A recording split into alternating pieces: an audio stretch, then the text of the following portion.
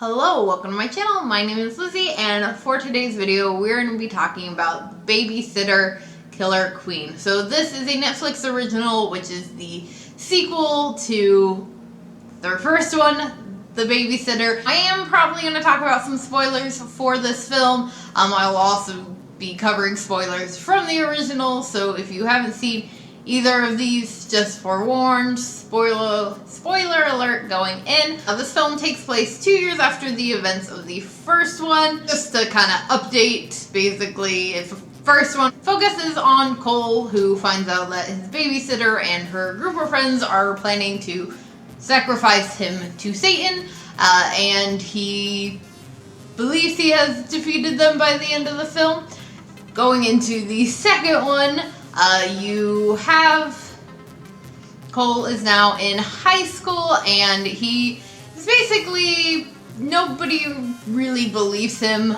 He's kind of become an outcast. Everybody thinks that he kind of went crazy and made up everything, except for his very best friend, who was sort of there for some of the events of the first one. She believes him, but one day when they decide to skip school and go to this beach party, Cole finds out that she is in fact involved in all of this. She has also signed this book of evil, and she's also signed her soul into this book, and he has to fight off her and her group of friends and kind of starts the whole thing over. I was hesitant about the idea of us having a sequel in the first place. I was excited. I was like, I'll watch it. I'm sure it'll be good. Unfortunately, I was not that impressed. I haven't watched any other interviews. I haven't really read any or seen a lot of people talking about this, surprisingly enough. Just because I didn't want anything to be spoiled for me. So I don't know other people's opinions. I'll have to do some research on that. But for me, I didn't love this film. I felt like it was kind of an unnecessary, needed sequel. I thought that the comedy was a little off. They brought back basically all of the cast members from the original, and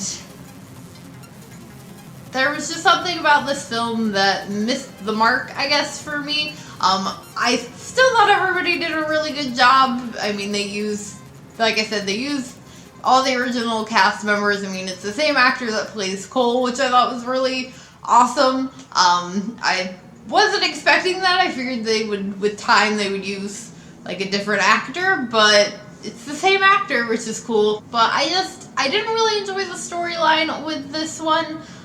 You do introduce one new character, which is this new girl at the school who kind of has this mystery behind her. She's meant to be like the badass, misunderstood girl who, ends up being Cole's love interest. And I didn't really like her that much. I just kind of found her a recycled character. A lot of the characters in this are, which I hate to say because, I mean, this film does have a lot of female cast members, which is great. I mean, you have one person of color, and they do joke about the fact that, like, he's the first to die in the first one, but he's not the first to die in this one. So they do pick fun at those, that kind of horror trope, that unfortunate horror trope, if you would call it, that happens where the black person always dies in the horror film. And like, they do make a lot of references to horror films in this, which is great as well. There was just, again, to me, it felt like an unnecessary sequel.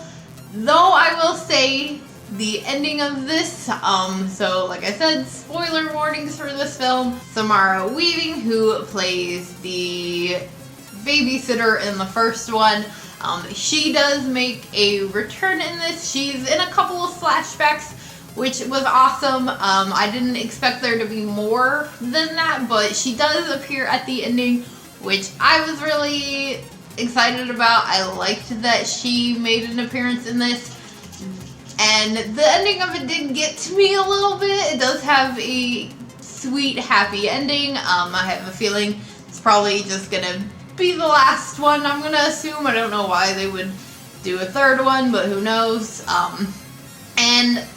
But I felt weird about the way that they ended it. So again, I'm gonna talk about it. Spoiler warning, if you have not seen the film, I'm going to go into detail about this ending just because I want some of your guys' feedback on it as well. Definitely let me know what you thought about this film in the comments. But they end up giving her a redemption arc. So in the first one, she is believed to have been dead, and Cole, tells her, "I loved you," like basically a "how could you do this to me, I loved you" speech. And you do kind of, and they flash back to that, and you do kind of see her in that moment a little like, oh geez, like what have I done? And she brings that up, and she, says, "You changed me" in that moment. And her and the Phoebe character, who is the misunderstood girl that they brought in, have this whole connected backstory.